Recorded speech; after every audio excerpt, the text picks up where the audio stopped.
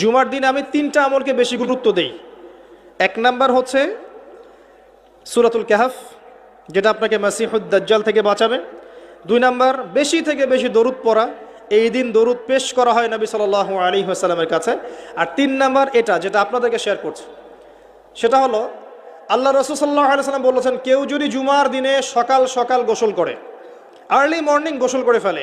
একদম ফরজ গোসলের মতো, এবার সবচেয়ে উত্তম কাপড়টা পরে, নোংরা কাপড় না, বেস্ট কাপড়টা পরে, আতর খুশবু ব্যবহার করে, সুগন্ধি ইউজ করে,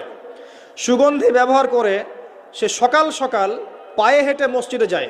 বাহনে চড়ে নয়, পায়ে হেঁটে মসজিদে গিয়ে ইমাম বয়ান খুতবা শুরু করার আগেই মসজিদে চলে গেছে, ইমামের কাছাকাছি বসে, কাউকে কষ্ট দেয় না, ইমাম খুতবা দিচ্ছে সে চুপচাপ শুনছে, কাউকে কষ্ট দেয় না, এমনকি পাশে কেউ কথা বলে তাকে এতটুকু বলে না চুপ কর।